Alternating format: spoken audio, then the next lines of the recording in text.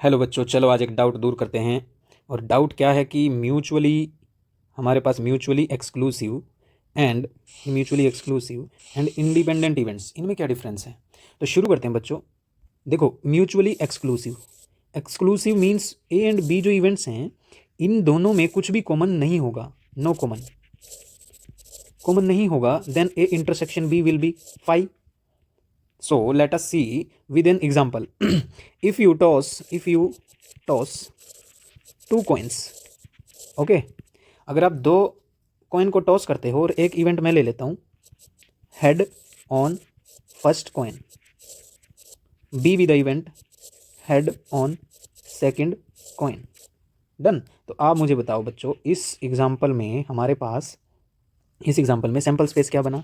Sample space तो बना head head, head tail, tail head, tail tail. क्यों?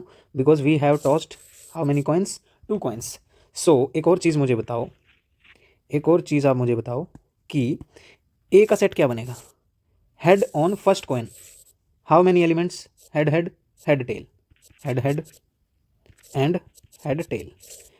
इन B what will be the elements, head on second coin, first, second coin only HH, and here at TH. So A intersection B will be what? HH. In A and B, what is common? HH. Now I take another event E, head appears on both coins, and what is event F? Tail appears on both coins. So set of E will be head head, as you see, head appears on both coins, and F will be TT. So now tell me what will be E intersection F. That will be phi, because nothing is common here. So you see two examples when A intersection B has common and when E intersection F does not have anything common. तो बच्चों, जब common कुछ भी ना हो, आपकी intersection phi आ जाए, उस तरह की इवेंट्स को हम बोलते हैं म्यूचुअली एक्सक्लूसिव इवेंट्स। अब ये क्या है, ए इंटरसेक्शन बी, ये म्यूचुअली एक्सक्लूसिव इवेंट्स तो नहीं हैं, बिकॉज ए और बी में कॉमन आ गया हेड हेड। अब जरूरी नहीं है कि ये इंडिपेंडेंट हो या ना हो, उसका कंसेप्ट ही अलग है। इंडिपेंडेंट का कंसेप्ट बिल्कुल अलग है। अब वो कंसेप्ट देखते हैं। सबसे पहले आपके माइंड में ये क्लियर रहना चाहिए कि ए एंड बी का इंटरसेक्शन जब फाई आ जाए, तब उन दोनों इवेंट्स को हम क्या बोलते हैं? Mutually exclusive. अब हम चलते हैं इंडिपेंडेंट इवेंट्स पे। इंडिपेंडेंट इवेंट्स का कॉन्सेप्ट क्या है बच्चों? अगर दो इवेंट्स हैं और किसी एक के प्रोबेबिलिटी दूसरे की प्रोबेबिलिटी पर डिपेंड ना करे, इसका मीनिंग क्या है? प्रोबेबिलिटी ऑफ ए नॉर्मल भी निकाल लो and probability of A when B has occurred निकाल लो, ये दोनों सेम आएंगे। It means this will be equal to probability of A. अगर ऐसा हो जाए and probability of B is equal to probability of B when A has occurred, ऐसा हो जाए, तब हम कहेंगे these A and B are independent events. तो सर इसमें तो एक चीज़ देखो बच्चों, आपने एक फॉर्मूला किया था कंडीशनल प्रोबेबिलिटी का, वहाँ पे आपके पास क्या फॉर्मूला था? Probability of A when B has occurred is probability of A intersection B and probability of B. तो इधर से जब ये probability of A when B has occurred same हो जाएगी इसके प्रोबेबिलिटी ऑफ ए, तो आपके पास क्या मिलेगा? Probability of A into probability of B is equal to probability of A intersection B. तो अगर आप ये प्रूव कर देते हैं तो इसका मतलब क्या हुआ? A and B are independent events. ठीक है, तो एक एग्जांपल से देखते हैं, और उस एग्जांपल में मैं आपको दोनों तरीके से करा दूंगा, इस फॉर्मूले से भी और डायरेक्ट भी, कि हम चेक कैसे करें कि हमारी जो इवेंट्स हैं वो इंडिपेंडेंट हैं या नहीं। तो पहले देखिए क्वेश्चन क्या है। 2 dice are thrown together, let A B the event getting 6। A जो इवेंट है getting 6 on first die, B with the event getting 2 on second die.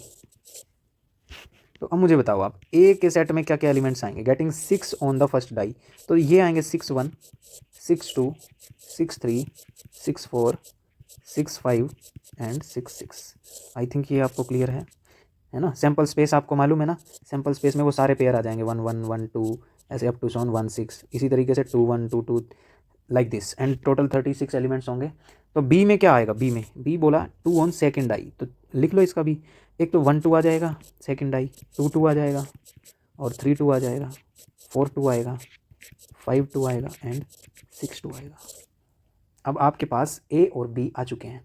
आप मुझे बताइए ए इंटरसेक्शन बी क्या है। ए इंटरसेक्शन बी क्या कॉमन आ रहा है? 6 2 कॉमन आ रहा है, वेरी गुड। अब 6 2 कॉमन आ गया तो यहाँ से तो एक बात क्लियर होगी कि भाई साहब ये ए और बी म्यूचुअली एक्सक्लूसिव तो नहीं है, म्यूचुअली एक्सक्लूसिव नहीं है। एक चीज़ तो क्लियर होगी, नॉट म्यूचुअली एक्सक्लूसिव, डन, ये तो क्लियर हो गया। लेकिन अभी तो हमें क्या चेक करना है, इंडिपेंडेंट है क्या नहीं।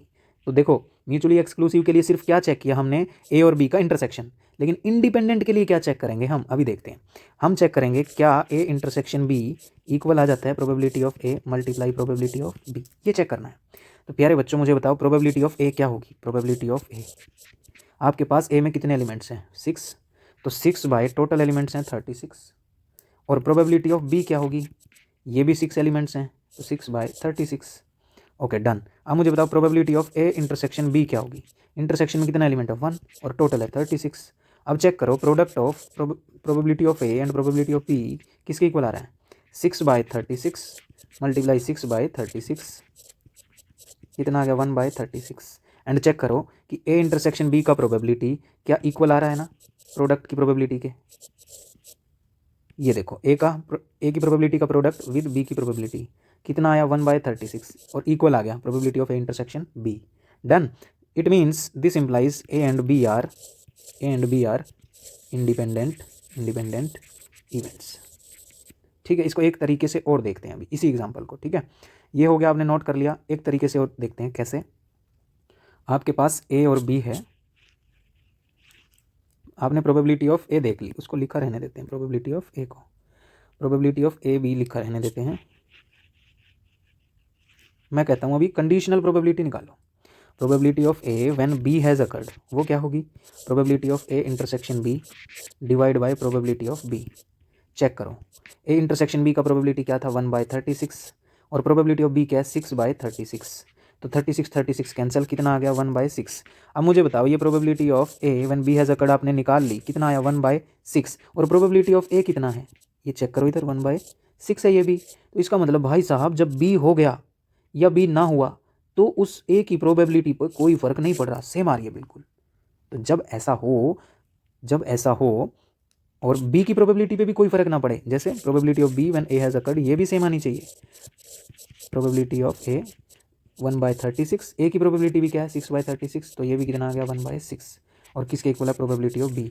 जब ये दोनों हो जाएं, probability of A when B has occurred and probability of A equal आ जाएं, probability of B when A has occurred and probability of B equal आ जाएं, तब हम क्या बोलते हैं, A and B are independent